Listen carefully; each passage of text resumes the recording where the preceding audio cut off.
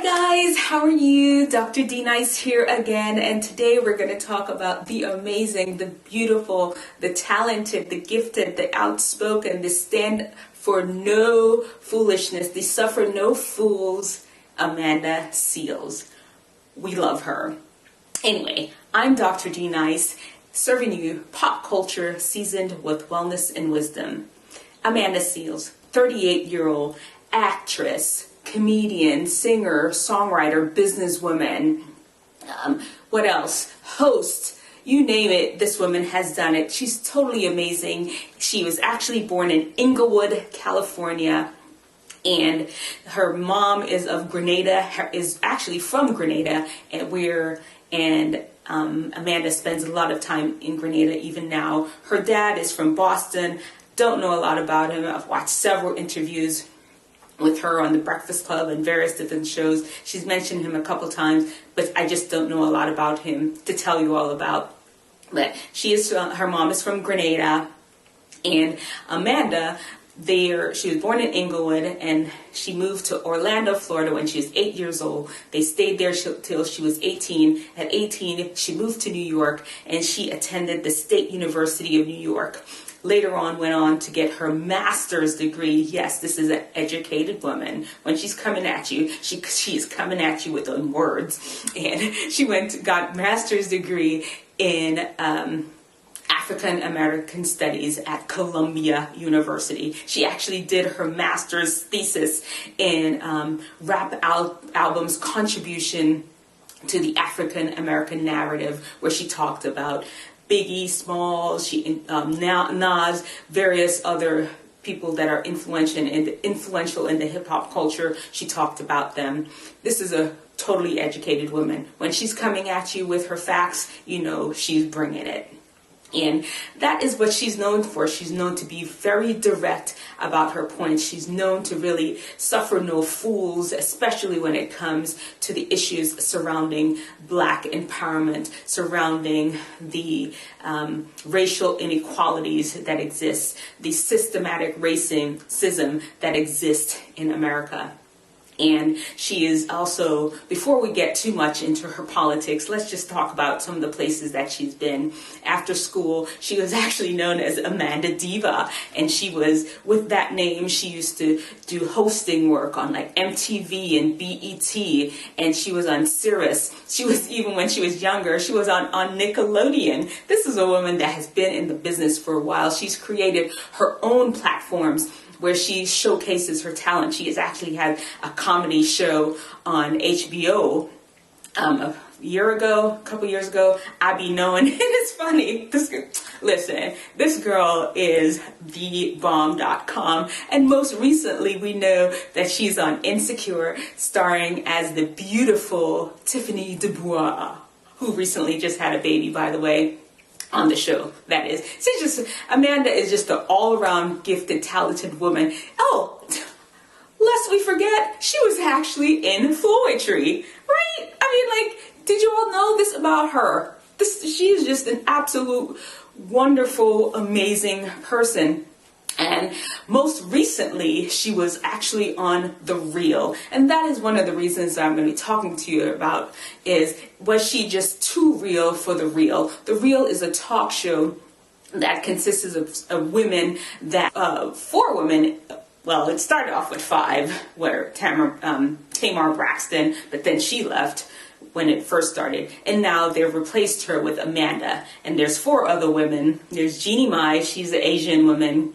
There is Tamara Murray, Tia Tamara. Actually, Doja Cat, she did a song, Tia Tamara. I don't know if y'all know it, but anyway, Tia Tamara, the other half of the Tia Tamara twins. And then there is Lonnie Love, who's a comedian herself. And I feel like I'm forgetting somebody. Adrienne Fallon, how can I forget 3LW? Yes. Anyway, so that's the group of women that she joined on The Real. And what's happened is recently Amanda had just dropped it on us like she's out. She did not renew her contract. And how she explains it is that yes, she's supposed to be there for 3 years, but because she came mid-season, at the end of the actual season, it's going to be a time where they really look, it's an opportunity to renegotiate her contract to get more. And when they came at her, they wanted a little bit more time to look at the contract, and she used this as a loophole to leave because she was not happy with there. Apparently how she felt, she was quite happy with her co-host. Of course, she was fine with, the day-to-day things where maybe they don't get along perfectly, but overall there was definitely love and respect between the co-hosts. Where the breakdown seemed to be in that they knew of her outspokenness. This is the woman that checked Caitlyn Jenner on her white privilege at a dinner, broadcasted live dinner. She checked Caitlyn Jenner about her white privilege right there on not national TV, but a lot of people viewed it, and it kicked her into she became pretty recognized about that. So this is not a woman that holds her tongue about anything, and The Real knew what they were getting. But before, rather than taking the time to really educate their audience as to why they brought Amanda on building a show that would support her, they kind of just left her out there floundering. I mean, I used to read some of those comments, and those people would just be going at her in the comment section. I'm like, where are the producers of the show? Why is it Amanda had to be there defending herself in the comment section? Where are the producers of the show? This is what the environment that she was in. And, they knew that I suspect they wanted The Real to be realer, because let's be honest, they really talked about more lighthearted things, relationships and stuff. They really, even though it was a group of women, minority women, they really didn't get into the details of some of the social injustices that were out here. Amanda came in, brought that dynamics to the show, and a lot of the Real watchers just didn't like that. The show producers knew that this is who they brought in. They probably brought her in to bring that dynamics to the show, but they didn't do a good job of supporting her to speak in a way that she felt authentic. So she's like, I'm out, deuces, because this is a woman that is not suffering no fool. She don't got time for that. She's going to tell it like it is, and y'all are squishing her voice. Anyway, let's go on to talk a little bit more about her. I just love her. Anyway, so Amanda, she definitely has very strong feelings. Some of the people that she has strong feelings about, even though she wrote her paper about Nas, strong feelings against him, because what? Apparently he's a wife beater. I don't know. I've never looked into all of that, but there's probably some stuff out there, and I don't want to perpetuate that. But anyway, she has strong feelings about Nas. R. Kelly, we don't have to say why she has strong feelings about R. Kelly. It's out there. Kanye with his meeting with the president, we don't have to explain that. She just disagrees with that. And President Trump, she is for the people. And if you're not for us, for the black people, if you're not for us, she's not for you, is what is my understanding. I hope. Amanda, if I'm saying it wrong, I apologize, girl. I love you. Trust me, I watch your Instagram stories every day. I just really want to make sure that people really understand who you are and your opinions about things. One thing I have noticed is that you can see her growth. She has a whole lot of interviews on the Breakfast Club with Charlamagne the God, Angela Yee, DJ Envy, because they used to work together. And anytime she has a huge project coming up, it seems like she's on their show. And so I've watched all those interviews, and over time, I've seen her just mature into, you can see as she's coming into more knowledge and understanding of who she is and the world around her. You can see her mature into her herself. One example is in one episode I talked about, she said how much she's like really into cancel culture, and she's fine with canceling people. And then a little later on, I heard her opinion kind of soften on that, in that we should give people grace. So it's important that, and I really love watching that she's growing and developing and coming to her own as a person over time. And let's let's really see some of the things that we can learn from Amanda. One of the things we can learn about her is to be bold. Do not let the situation that you're in stifle your voice. And I'm suspecting that she learned this boldness from her island heritage. I'm from Jamaica. I don't even know why I didn't get the boldness. Oh. Well, maybe I got a little bit of it.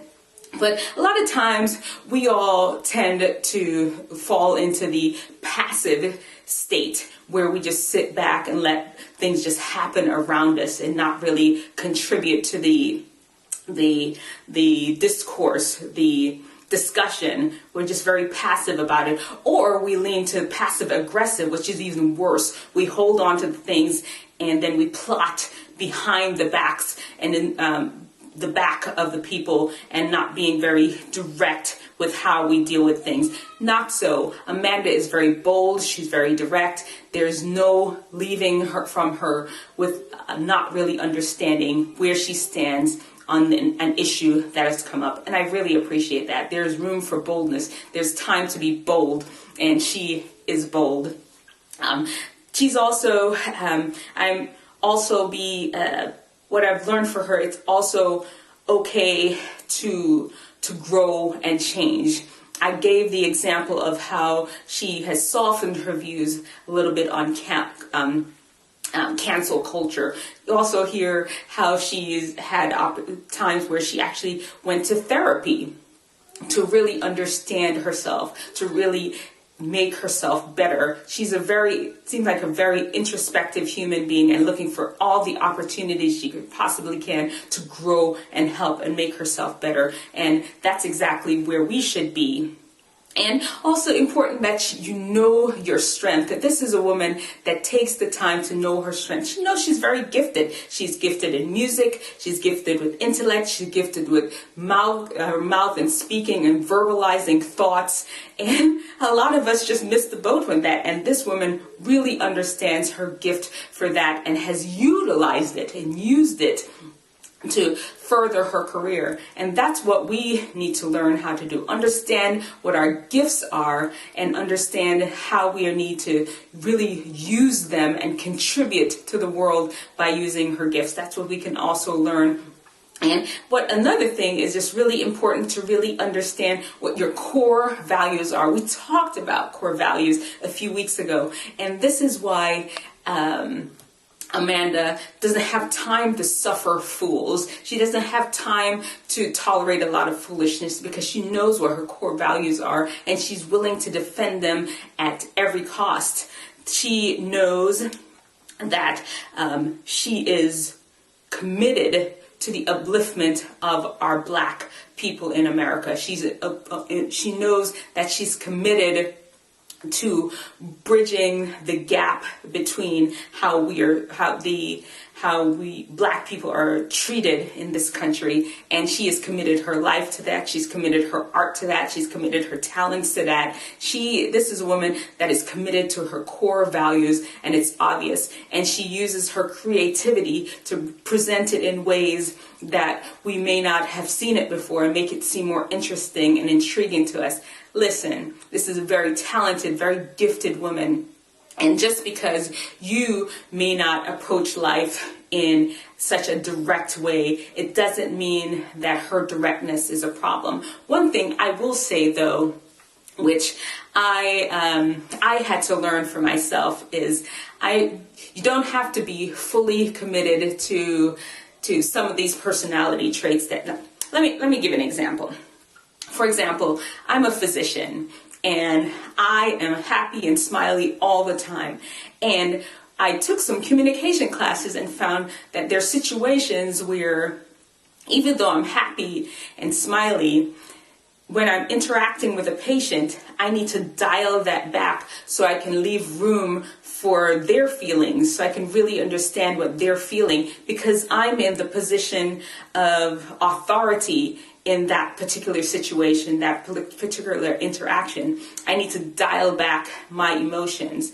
And this is the one thing I do want Amanda to start learning over time, and I can definitely see where she's developing it. I mean, honestly, these things come with just time. I mean, here I am, I'm 48 right now, and I learned that lesson, I think I must have been like 42 or so when I learned that you don't have to be happy all the time like that, especially when you're in a position where you're more in the more powerful seat in the conversation. You have to leave room for the other person to join it. And that is something that I'm noticing. I've seen her develop into that. And that is an area where I definitely see that is the issue. Well, a lot of people have said that she rubbed them wrong, because I really feel that she just didn't really learn that balance where sometimes it's okay to kind of dial back a little bit. And I feel like she's learning more and more the situations where, it's okay to dial back a little bit. It's not being disingenuous. It's not being a traitor to your core values. It's just stepping back and observing a little more. And, that's about the only critique I have for her. And that's really just a soft critique. We're all human beings. We all have our pluses and minuses. This is a beautiful woman. She has a lot to contribute to the world. I can't even wait to see what this whole revolution, how much of a role she plays in this. I'm here for her. Go, Amanda. Love you. And hey, don't forget, I got you. Peace and love. Can't forget love. All right, guys. Take care. See you next week.